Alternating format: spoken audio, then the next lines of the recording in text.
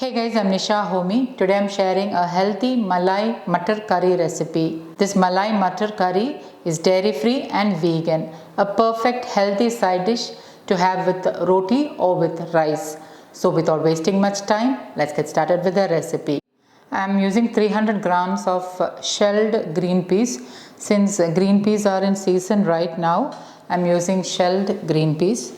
However, if you don't have fresh green peas at hand, you can use frozen green peas instead. Green peas are rich in essential vitamins and antioxidants like vitamin K, C, and folate. It is also rich in manganese and fiber. Green peas are a good source of iron, so if you have iron deficiency anemia, do try to include fresh green peas in your diet, especially when they are in season. Also, green peas are a good source of vitamin C, hence it helps to boost your immunity.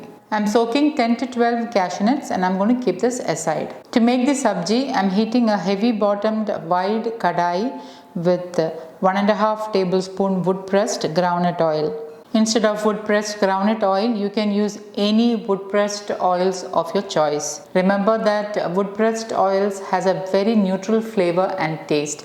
They are also high in nutrients. Healthy cooking is always about using the right quality of oils. So try to source wood pressed oils. Wood pressed oils are also known as cold pressed oils or virgin oil.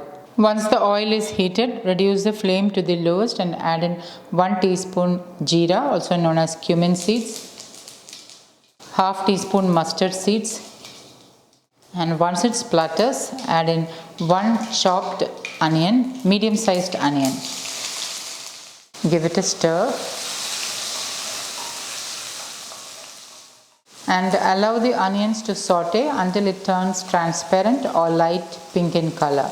So this is a very quick and easy sabji which you can enjoy with roti or with rice. Once the onion starts to get transparent, I'm grating in a small piece of ginger. Give it a stir. Add in 1 teaspoon Kashmiri chili powder, 3/4 teaspoon coriander powder, half teaspoon garam masala, half teaspoon roasted jeera powder, also known as cumin powder, half teaspoon turmeric powder. Today I am using Vigon turmeric which has high curcumin content, and 1/3 teaspoon freshly ground black pepper powder. The addition of black pepper helps in the assimilation of curcumin, an active ingredient in turmeric, faster into your body.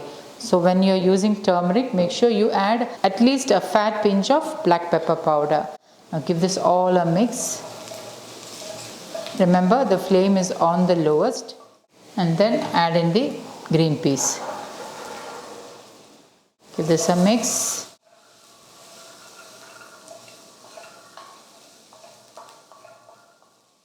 The raw flavor of the masalas will get diminished when they were sauteed in the oil. Add in half cup water. Pink Himalayan salt as needed and give it a mix. Cover and allow the green peas to get cooked. It should get done in about 5 to 7 minutes. Remember, the flame should be on the lowest. While the matar or green peas is getting cooked, let's make the healthy dairy-free malai. Into my small chutney grinder, I am adding in the soaked cashew nuts. This is 10 to 12 soaked cashew nuts and I have soaked it for about 15 minutes. Into this I am adding in half cup water, half teaspoon amchur powder, also known as dry mango powder, and I'm going to blend all this to make a smooth puree. The cashew and the amchur powder is nicely blended, so this is our vegan or dairy free malai substitute. Now the addition of amchur or dry mango powder will help to make this cashew puree slightly sour. Let's check on the matar. Okay, the matar is nicely cooked and I'm giving it a stir. Into this I'm adding in the ground cashew nuts. Add in a couple of tablespoon water and wash down the residue cashew. Give it a stir. At this point you can check salt. If you feel you need more salt, you can add in. A very quick and easy, healthy, vegan and dairy free Malai Matar curry or sabji. And once it starts to boil, turn off the flame. And lastly, I am adding in kasuri methi, which is nothing but dried methi leaves. I am just crushing with my hand and adding in. And my quick and easy healthy Malai Matar curry is ready to serve. You can enjoy this with rice or with roti. Also note that once it cools down, the gravy will slightly thicken. So if you want a thinner consistency, you can add in extra water when you are grinding the cashew nuts. Like I mentioned earlier, once it has cooled down, this curry will thicken. So you can call it somewhere in between a sabji and a curry. And this tastes amazing with fulkas and with rice. So guys, do try this recipe and let me know how it turned out. Thank you for watching, and until next time, take care. Bye bye.